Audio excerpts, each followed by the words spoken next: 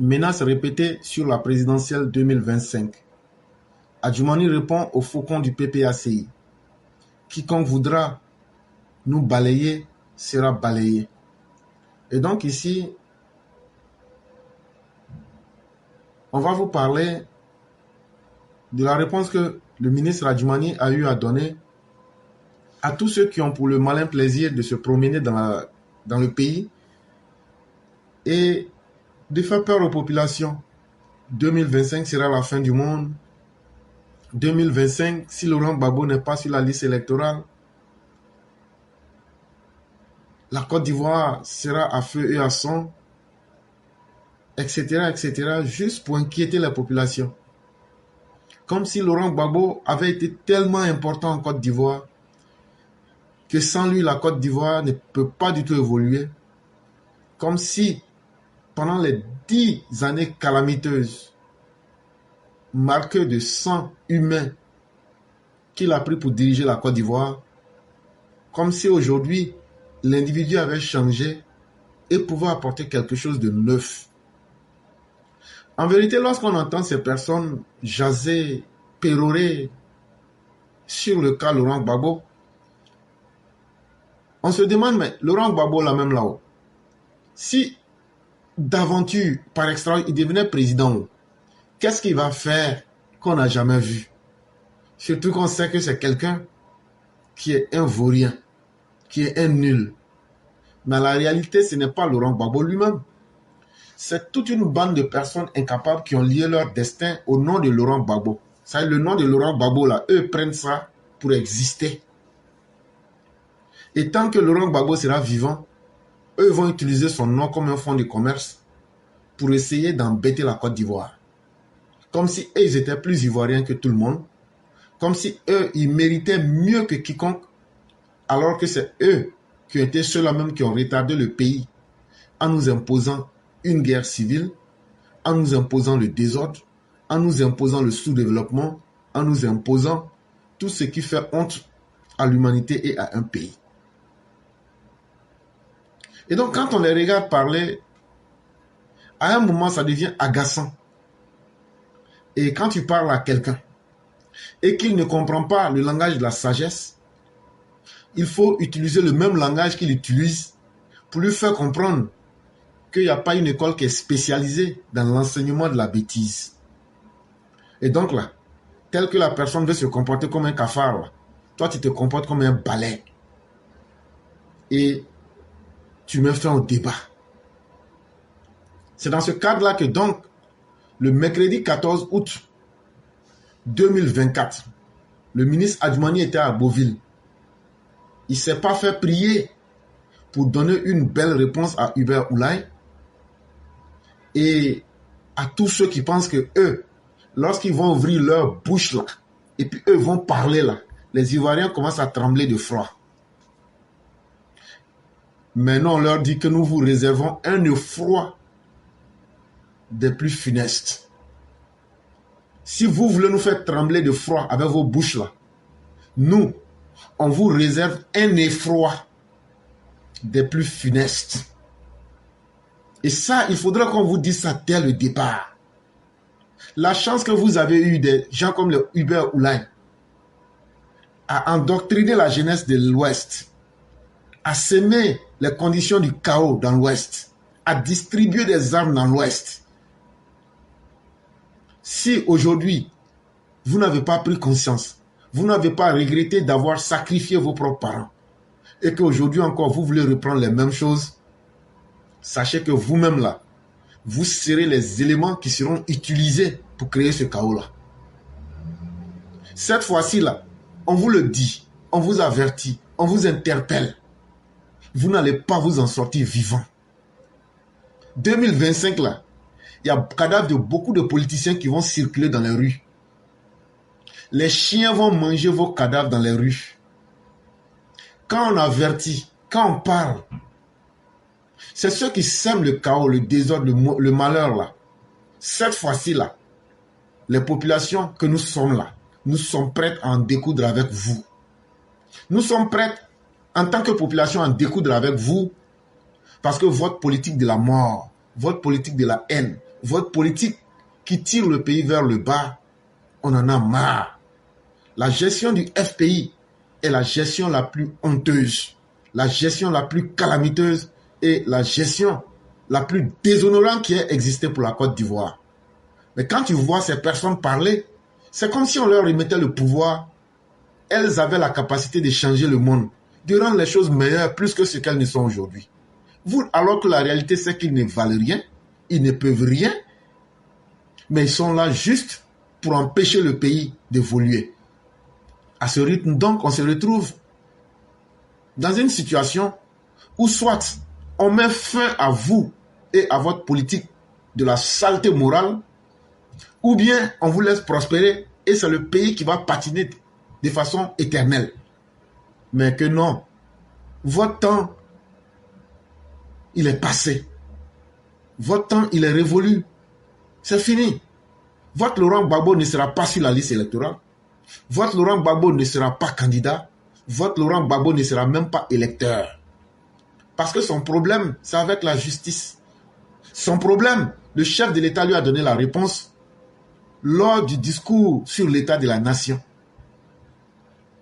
S'il a un problème avec la justice, lui-même a reconnu qu'il est le chef des malfaiteurs en Côte d'Ivoire. Il doit prendre attache avec la justice pour régler son problème. En mission, dimanche 11 août 2024 à Nimé, Zaïroube, dans le cadre de la 3e édition du Festival de la danse initiatique, Hubert Oulaye, cadre du PPACI, a averti que si Laurent Gbagbo n'a pas son nom sur la liste électorale, cela veut dire qu'il n'y aura pas d'élection. Et donc, vous donnez tellement d'importance à Laurent Gbagbo que Laurent Gbagbo, là, il n'y avait pas son nom sur la liste électorale en 2020, il y a eu élection. Il n'y avait pas son nom sur la liste électorale en 2023, il y a eu élection. Mais pourquoi vous n'avez pas profité pour créer les conditions du chaos pour qu'il n'y ait pas d'élection? Et donc, parce que si on met le nom de Laurent Gbagbo sur la liste électorale, en violant la loi, parce que lui, il est très important, lui, il est mieux né que quiconque, il faut qu'on continue à violer constamment la loi de la Côte d'Ivoire. Ça veut dire que Laurent Gbagbo doit vivre dans l'anti-droit, dans le viol de la loi et des principes de société, et chaque fois, il doit s'en sortir impunément avec. À un certain moment, il faudrait qu'on lui fasse comprendre qu'il n'est pas seul sur la terre. Et Laurent Gbagbo, là, il n'y aura pas son nom sur la liste électorale parce que c'est un criminel, c'est un voleur, c'est un braqueur de banque. Et il aura élection en 2025. L'élection aura lieu exactement le dimanche 26 octobre 2025. Maintenant, le ciel qui va tomber sur la tête de la Côte d'Ivoire, là, ça n'a qu'à tomber. Aujourd'hui, nous sommes prêts. Si on doit tous disparaître, là, on n'a qu'à disparaître. Laurent Gbagbo, seul, là, lui va s'en sortir et puis il va prendre Côte d'Ivoire. On va voir comment il va gérer seul. Ou bien ça sera lui que tout le monde va mettre en quarantaine et mettre fin à sa politique de la mort, à sa politique du bavardage et à sa politique de l'esbrouf. Depuis à Beauville, où il séjournait dans le cadre de la présentation et l'installation officielle de la coordination régionale du RHDP, à la salle des fêtes de la mairie, le ministre d'État Kobena Adjoumani Kouassi, ministre de l'Agriculture, du Développement rural et des productions vivrières, par ailleurs porte-parole du même parti, c'est-à-dire le RHDP, a fait remarquer que les propos tenus par l'un des membres influents de l'ex-FPI trahissent son auteur. Donc, ici, M. Adjoumani a expliqué que ce que Hubert Oulaye vient de dire là, ce sont des propos, même quand tu regardes à l'intérieur, lui-même il se contredit. Hubert Oulaye dit que si Gbagbo n'est pas inscrit sur la liste électorale, il n'y aura pas d'élection. Mais il y aura quoi? Martel, M. Adjoumani. S'il n'y a pas élection là, il y aura quoi? Il faut avoir le courage d'aller au bout. Il y aura la guerre. Il y aura la guerre civile. Il y aura un génocide. C'est ça l'idée derrière. Parce que la parole n'est pas utile lorsqu'on doit placer des mots. Mais c'est le sens derrière les mots là. C'est ce qui est la pensée réelle de celui qui parle. pour Adjoumani. Les propos sous-entendent que les militants du PPACI veulent mettre le pays à feu et à sang. Et ça n'a jamais été quelque chose qui soit caché. Ça a été un secret de Polichinelle. C'est connu de tous, c'est une vérité de la palisse, que le FPI PPACI est un parti qui est basé sur le symbole de la violence. Et aujourd'hui, le PDCI s'est ajouté à eux pour essayer aujourd'hui, même si c'est avec des djihadistes comme les Iyad Agali, avec la Amadou Koufa, avec même si Ben Laden vivait, ils vont aujourd'hui prendre ces gens-là pour venir créer les conditions du chaos en Côte d'Ivoire. Parce que tant qu'eux, ils ne seront pas au pouvoir, il ne faudrait pas que les Ivoiriens puissent aspirer à une vie meilleure. Et donc pour eux, mettre le pays à feu et à sang, c'est aujourd'hui la seule alternative pour eux de pouvoir aujourd'hui trouver une voie de sortie pour qu'ils soient écoutés et pour qu'ils disent, comme il y a la guerre là, venez, on va s'asseoir pour discuter. Mais vous oubliez qu'il y a un vrai garçon qui est en face de vous. Le vrai garçon qui est en face de vous, il s'appelle Alassane Dramane Ouattara. Lui, il dit, depuis que lui il est venu là, il ne s'amuse pas avec la sécurité et la paix des Ivoiriens. Et ce qu'il a dit là, il tient parole. Il tient parole. Le pays est bien tenu, fermement tenu. Aucune irresponsabilité dans la gestion. Les Ivoiriens vaquent à leurs occupations, contrairement au régime précédent de Bédié, dans lequel il gérait avec Thiam, et contrairement au régime calamiteux, scabreux, désastreux, défaillant, extropié de Laurent Gbagbo, où un certain Blé Goudé était un maître à penser de la machine de la mort pour massacrer les Ivoiriens, pour brûler les Ivoiriens vifs et pour mettre les Ivoiriens à mort. Qu'est-ce qu'on n'a pas vu en termes de massacre de personnes humaines sous le régime de Laurent Gbagbo? Si tu voulais l'homme braisé, il y en a. Si tu voulais l'homme avec une tête fracassée avec des briques, tu trouves. Ça veut dire tous les schémas de l'horreur, on les avait avec Blé Goudé, qui se disait général de la rue et qui avait pour plaisir de faire assassiner les Ivoiriens de toutes les manières possibles. C'est avec le régime de Laurent Gbagbo, avec Blé Goudé, qu'on a vu les charniers, qu'on a vu les pogroms, qu'on a vu des soi-disant politiciens comme les Blé Goudé devenir des macrophages, c'est-à-dire aller s'attaquer au tombeau des personnes, les déterrer comme la mère du président Ouattara et se mettre à traîner des corps. Mais quand on demande tout ce que vous avez fait là, si c'était réellement pour diriger les Ivoiriens, qu'est-ce que vous avez apporté de plus? Rien. Et quand ces personnes-là parlent, elles nous donnent l'impression qu'elles ont tellement envie d'aider le pays, ou bien qu'elles ont tellement bien fait, que leur présence même pourrait déjà changer le monde. Mes chers Ivoiriens, ne vous trompez pas. Ces gens-là ne viennent que pour leurs intérêts égoïstes et particuliers. Et ces gens-là, tant que eux, leurs intérêts particuliers égoïstes ne seront pas satisfaits, même s'il faut emmener la Côte d'Ivoire dans une guerre effroyable, ils sont prêts à le faire. Mais quand quelqu'un te dit, tu n'auras jamais la paix tant que je n'aurai pas ce que je veux là, mais à un certain moment, tu t'arrêtes. Quand tu ne peux pas donner quelque chose à quelqu'un là, tu t'arrêtes, tu lui dis, je ne peux pas te donner ce que tu veux. Maintenant, la mort que tu veux m'offrir là, je vais t'affronter, ça sera soit toi qui sera exterminé, ou bien ça sera moi. Et c'est dans cet état d'esprit aujourd'hui que nous préparons tous nos militants RDR, RHDP. En tout cas, cette fois-ci, ça ne sera pas comme 2020. Il ne faudrait pas que quelqu'un accepte qu'on brûle ses biens. Il ne faudrait pas que quelqu'un accepte qu'on lui arrache sa vie. En disant non, il y a un politicien qui s'appelle le président Ouattara nous a dit de ne pas réagir. Cette fois-ci-là, il n'y a personne qui va nous empêcher de protéger nos vies. Il n'y a personne qui va nous convaincre qu'il faut croire en la loi. En quelle loi faudrait-il croire quand les criminels de 2020 sont en train de circuler aisément à Abidjan et dans le pays et sont en train de reprendre les mêmes méthodes? En quelle loi devrais-je croire quand les criminels sont disséminés à travers le pays, en train de répéter les mêmes ingrédients qui ont conduit le pays dans le chaos entre 2000 et 2011? Voilà aujourd'hui l'imbroglio dans lequel et les opposants et le gouvernement ivoirien actuel là nous mettent. Vous nous mettez dans une situation où nous ne pouvons plus croire ni en la loi, ni en ces opposants qui sont des gens, qui sont des spécialistes de la mort. Et aujourd'hui, quand ces personnes-là parlent, elles parlent comme si c'est elles qui incarnaient la Côte d'Ivoire.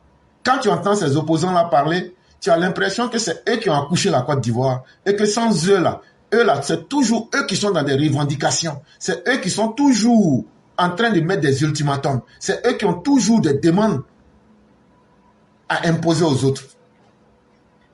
Si on ne fait pas ça, il n'y aura pas ça. Si on ne fait pas ça, il n'y aura pas élection. Si on ne fait pas ça, la Côte d'Ivoire va prendre feu. Bon, le feu que la Côte d'Ivoire va prendre là, comme vous-même vous avez vos parents dedans là, on va brûler aussi les couilles de vos parents dedans aussi. Parce que cette vérité là, les gens tournent avec vous. Dieu merci, vous êtes tous en Côte d'Ivoire. Et cette fois-ci là, vous n'aurez pas les moyens de vous enfuir. Quand le pays va brûler là, ça va brûler avec nous tous là-bas. Et puis on va voir qui va s'en sortir et qui ne va pas s'en sortir. Mais, qu'on le veuille ou pas, il y a une occasion historique qui manque à la Côte d'Ivoire pour que les Ivoiriens reprennent conscience. Il va falloir qu'il y ait un événement tellement dur, violent, mais c'est ce qui va éduquer les Ivoiriens. Et quand ça va finir là, les Ivoiriens de tous bords, on va dire venez faire la politique là. Les gens vont dire, si c'est pour faire politique là, de la manière Laurent Gbagbo a fait, de la manière les gens l'ont fait là, avec les conséquences qu'ils ont eues dedans là, nous on ne fait plus politique. Si ce n'est pas en Côte d'Ivoire, comment on peut voir des gens comme Blé Goudé? On peut voir des gens comme Laurent Gbagbo. On peut voir des défaillants comme Tidiam Thiam, Chakadjan, Titi le Malo. Dire que eux, c'est eux qui viennent moraliser les populations. Alors qu'on connaît vos passés ici, qui sont jalonnés de honte, de mauvaises actions et de pratiques peu glorieuses.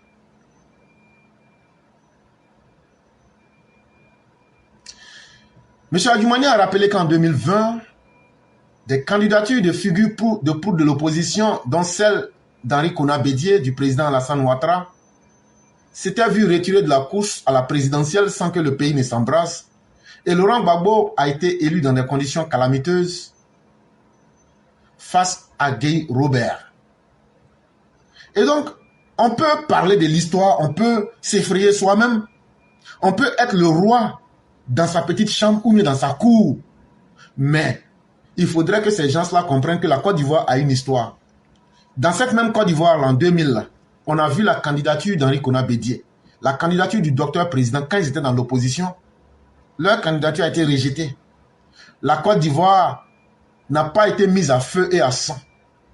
Et c'est dans ces conditions calamiteuses que Laurent Gbagbo va faire un coup d'État avec les Oulata Gouadi pour se retrouver en 2000 au pouvoir. Ce que Oulaye Hubert dit est grave. Le PPACI sait qu'il ne peut pas remporter d'élection en Côte d'Ivoire. Et Hubert Oulaye nous donne raison. Ce sont des propos des gens désespérés. Je vous demande de rester mobilisés. Quand on veut le bonheur de son peuple, on ne dessine pas un scénario aussi funeste et tragique. Je vous demande d'être serein, à charger M. Adjumani. Effectivement, ce que le ministre Adjumani dit n'est pas faux. Quand on veut le bonheur de son peuple, là, tout ce qu'on vous demande là, mettez-vous ensemble, vous tous, toute l'opposition là, allez écrire un seul livre programme. Allez écrire un seul livre pour dire aux Ivoiriens, nous on veut votre bonheur, voilà ce qu'on vous propose. Voilà une bande d'opposants, des vauriens, un conglomérat d'individus sans valeur et sans aucune compétence politique et intellectuelle, qui ne peuvent même pas écrire un petit livre programme pour dire aux Ivoiriens, voilà le bonheur qu'on vous propose. Chaque fois, ils sont là, en train de tromper les Ivoiriens. Alors que vos intentions, là, c'est de venir, le grand travail que le président Ouattara a fait, là, vous allez venir tomber sur tout l'argent, là, et puis vous allez commencer à vivre la vie de Louga. Et vous pensez que les Ivoiriens ne comprennent pas ça. Soyez un peu sérieux. Si vous n'arrivez pas à réfléchir, que vous êtes dans votre registre macabre, funeste, là, les Ivoiriens savent réfléchir aujourd'hui. Les Ivoiriens savent où trouver leur bonheur. Même ne serait-ce que la paix aujourd'hui qui est en Côte d'Ivoire, là, les Ivoiriens savent ce que ça vaut. Et les Ivoiriens savent aujourd'hui que les propos irresponsables de M. Laurent Gbagbo, de M. Bédié et autres, avec les mensonges de Tidiam Thiam, ne sont plus des valeurs qui doivent faire recette en politique. Les Ivoiriens savent ça aujourd'hui. Des gens comme Éclaireur Pro-Vérité, des gens dignes comme les élèves de la classe. Pendant 4 ans, nous avons éduqué le peuple. Et la majorité des Ivoiriens aujourd'hui a compris que c'est sa vie qu'il faut sauver d'abord. C'est ces intérêts qu'il faut défendre. Avant de défendre les intérêts de n'importe quel politicien, chère population, défendez d'abord vos vies. Défendez vos intérêts. Tu as beau aimer un politicien là, à la fin de la journée, le politicien n'a pas pour vocation de changer ton destin en mettant la nourriture dans ton assiette, en inscrivant ton enfant à l'école, en t'envoyant à l'hôpital. Mais si tu fais le mauvais choix, parce que tu aimes quelqu'un, parce que toi tu es xénophobe, parce que toi tu n'aimes pas une telle partie de la population, mais pourquoi Laurent Gbagbo n'a pas pu faire le bonheur de tous les gens de l'Ouest? N'est-ce pas les gens de l'Ouest à Yopougon qui ont marché et Laurent Gbagbo en a canardé deux? Ce n'est pas un président qui fait le bonheur de ceux qui le suivent de façon moutonnière, mais c'est le programme de campagne, l'idéal politique d'un homme qui vient en politique là. C'est ça qui peut guider le peuple à croire en lui ou à ne pas croire en lui. Cette opposition n'a aucune crédibilité. Cette opposition est là juste pour perdre le temps à la Côte d'Ivoire et pour défendre uniquement ses intérêts particuliers et égoïstes. Je vous demande d'être serein. Dans une salle des fêtes archi-comble, l'envoyé du RHDP a coupé court pour exiger plus d'éclaircissements sur les propos de Hubert Oulay. Ces propos sont un appel à l'insurrection, a dénoncé M. Adjumani. L'insurrection qu'eux veulent faire, là. Nous, tout ce qu'on cherche là, ils n'ont qu'à faire seulement. Maintenant, les bénéfices là, nous, on va leur donner ça sur place. Revenons sur la mission récente de Kone Katina au Burkina Faso. Le ministre Adjumani s'est offusqué des connexions entre la junte au pouvoir et le PPACI qui s'apparentent à des projets de déstabilisation de la Côte d'Ivoire. De ce fait, l'hôte des populations de l'Agnébi-Tiassa a invité les uns et les autres à rester sereins. Clôturer la Côte d'Ivoire, c'est se doter d'un tel armement pour barrer la route à quiconque voudra s'attaquer à elle et on les voit venir. Ils ont envoyé des émissaires au Burkina pour aller saluer ce qui s'y passe aujourd'hui. Alors que pendant les crises ici, nous avons tous vu cela, ce qu'ils ont administré aux Burkinabés et aux étrangers. Et ce n'est pas à nous de rappeler aux Burkinabés, ni encore à tous ceux qui estiment qu'ils ont oublié l'histoire. Ce n'est pas à nous de vous rappeler, parce que ce serait un peu vous infantiliser. Mais nous disons que l'histoire n'est pas quelque chose qui soit aussi lointain que cela.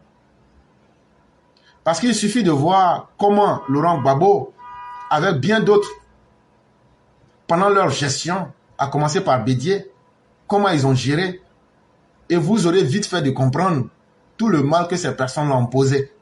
Mais si aujourd'hui, ceux qui ont été victimes estiment que pour faire mal à la Côte d'Ivoire, eux, ils vont aller plus loin.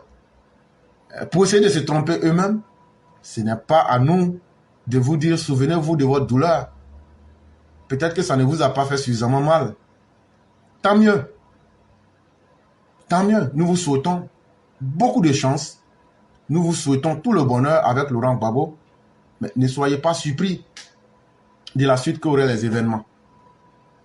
Je me souviens encore de cette vidéo, il n'y a pas assez longtemps, du président sénégalais Abdoulaye Wade qui disait comme ça que aujourd'hui pour un Sénégalais ou pour un Burkinabé, il était plus facile d'être traqué à Paris que d'être dans les rues d'Abidjan. Et à l'époque, ça avait fait du tollé. Et les gens avaient crié sur tous les toits. Mais si les Burkinabés aujourd'hui semblent ne pas avoir tiré les leçons de toutes ces difficultés-là, nous leur disons bonne chance. La prochaine fois sera la meilleure. Et nous souhaitons que la prochaine fois soit plus lourde en termes de conséquences. Et comme ça, peut-être que vous comprendrez que dans la vie, on peut jouer avec tout, mais on ne doit pas jouer avec son propre destin. Et donc, chers Ivoiriens, nous invitons tous les Ivoiriens à la sérénité. Nous invitons les Ivoiriens à rester eux-mêmes et à comprendre que le pays aujourd'hui là est dirigé par un président responsable, un président qui a la capacité de protéger, pas parce qu'il le dit, mais parce que ça se voit.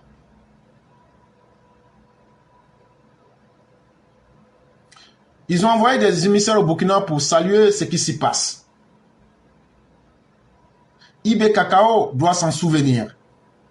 Il doit savoir qu'à un moment donné, ses parents étaient poursuivis par les tenants du pouvoir de l'époque. Et aujourd'hui, ils se font passer pour les victimes. Qu'ils fassent attention. Quel que soit ce qu'ils sont allés faire là-bas, qu'ils sachent qu'en revenant ici, la Côte d'Ivoire est clôturée.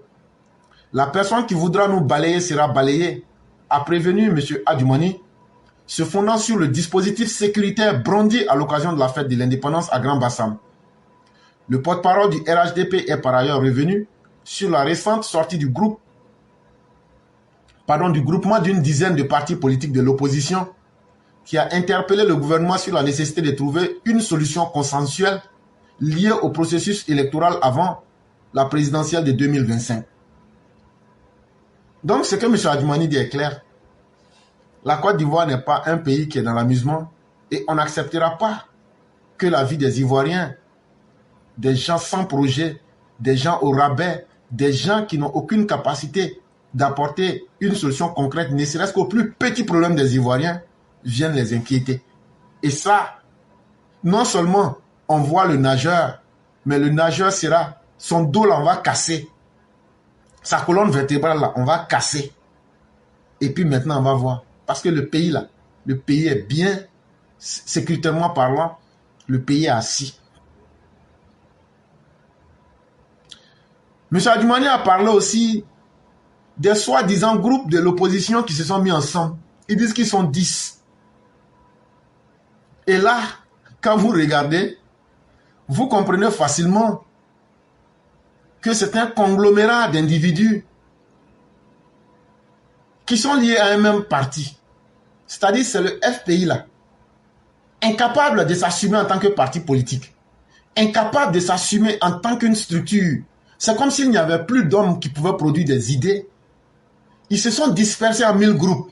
Le même FPI que vous voyez là, c'est divisé en PPACI, c'est divisé en MGC, c'est divisé en COGEP, c'est divisé en plusieurs petits partis. Et ils sont allés créer de toutes pièces des soi-disant sociétés civiles et des partis qu'on n'a jamais connus et qui n'ont jamais existé.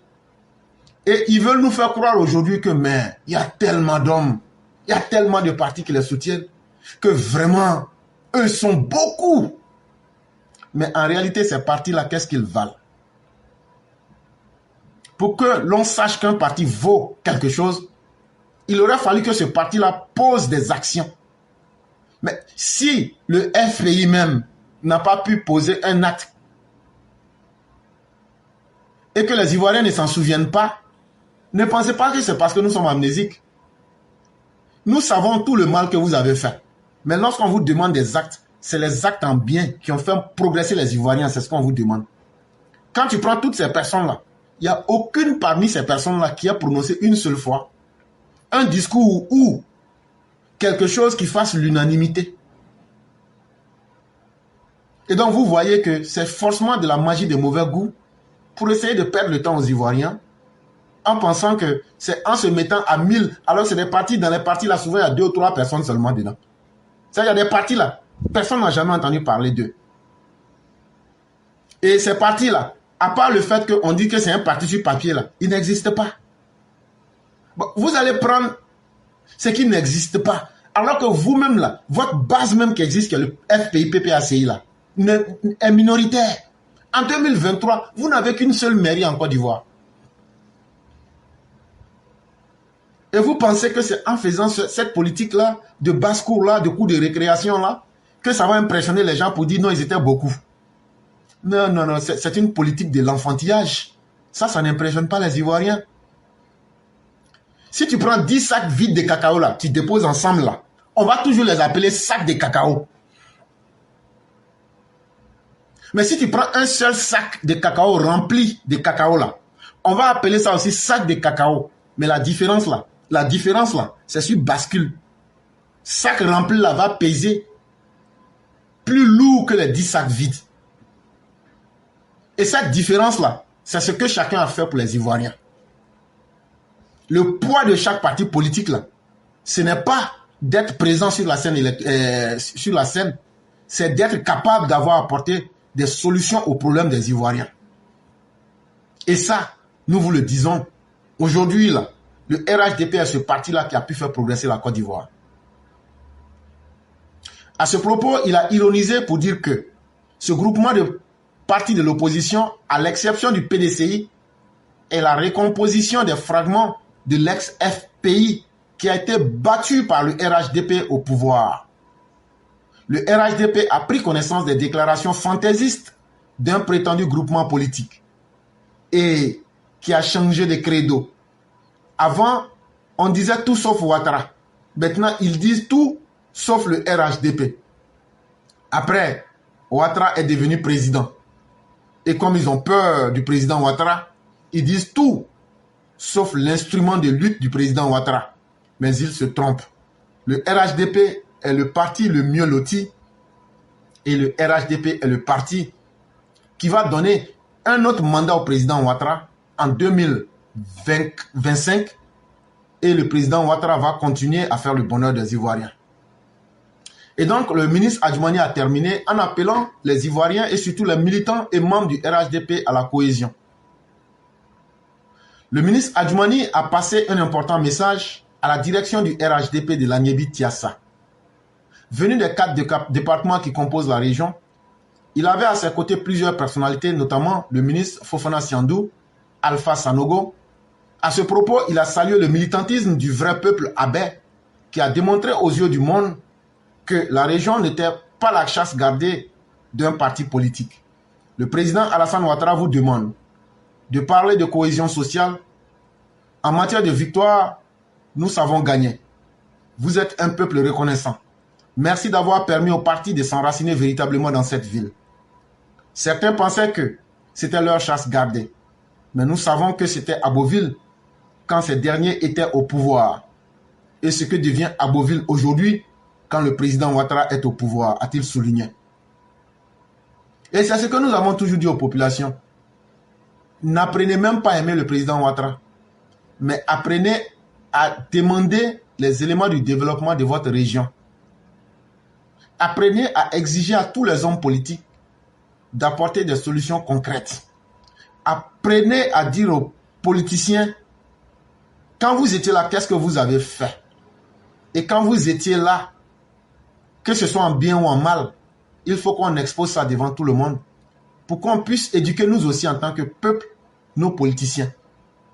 Parce que nos politiciens ont cette malheureuse habitude de penser que le peuple, c'est un objet avec lequel il faut jouer pour atteindre leurs intérêts particuliers, pour atteindre leurs bénéfices. Alors que le peuple, là, sans peuple, il n'y a pas de pays. Et sans peuple, il n'y a pas de politiciens. Et malheureusement, il faut avoir été du FPI, PPACI pour ne pas comprendre cela. Et aujourd'hui du PDCI pour chaque fois mettre en danger la vie des Ivoiriens. Et donc, la cohésion est rien que la cohésion. Et lorsque vous regardez aujourd'hui, ce qu'Agboville était avant, pendant la gestion de Gbagbo, pendant la gestion d'Henri Konan Bédié, et ce qu'Agboville est devenu aujourd'hui, c'est ce qu'on vous demande. Cherchez d'abord à développer vos régions. Cherchez d'abord à améliorer vos conditions de vie. Et c'est un choix, un minimum que vous devez imposer à tous les politiciens. Au nom des siens, le ministre de la Santé, de l'Hygiène publique et de la couverture maladie universelle, Pierre Ngundemba, coordinateur régional du RHDP de l'Agnébi-Tiassa, a déclaré que l'Agnébi-Tiassa n'a Dieu que pour le président Alassane Ouattara, son bienfaiteur. Et donc, le message est clair. Pour les Burkinabés qui ont oublié, c'était que hier, comme nous ici on part sur la base des preuves et du factuel, j'avais dit que le président Thiam avait fustigé, le président sénégalais, je voulais dire, à l'époque avait dit, lors d'une conférence sur le racisme à Dakar, c'était le président Abdoulaye Wade, c'est le nom que je recherchais, en tant que socialiste, alors que Laurent Gbagbo était socialiste, après l'affaire Julia, donc que je vous ai expliqué ici, il est sorti pour dire qu'un Burkinabé subit en Côte d'Ivoire ce qu'un Noir ne subit pas en Europe. Et c'était en 2001 qu'il avait dit cela. Et comme ici, nous sommes très factuels, je vous fais écouter la vidéo ici pour que ceux qui doutent de ce que je viens de dire là se rendent compte que la Côte d'Ivoire vient véritablement de loin et qu'il y a eu vraiment assez de choses qui n'étaient pas vraiment honorables. Voilà ce que j'ai dit un jour.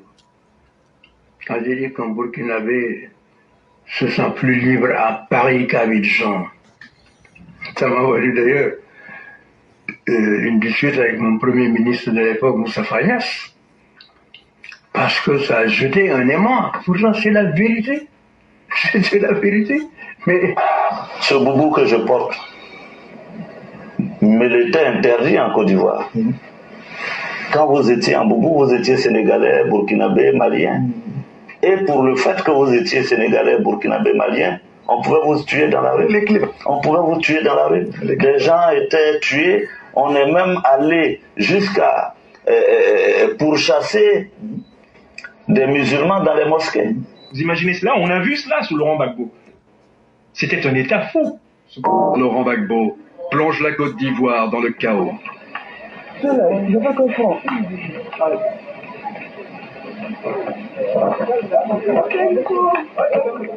Gbagbo suivait les événements, les exterminations et tout ça. Malheureusement, et sa femme, je ne comprends pas comment ils aient pu penser que c'est par le massacre qu'ils pouvaient reprendre le pouvoir et continuer à gérer la Côte d'Ivoire. Et donc, pour ceux qui ne savent pas, voilà, maintenant, on vient de vous mettre les faits. Vous avez entendu. Et là, nous sommes tellement factuels, nous sommes tellement sereins. Parce que quand on parle, on met les preuves.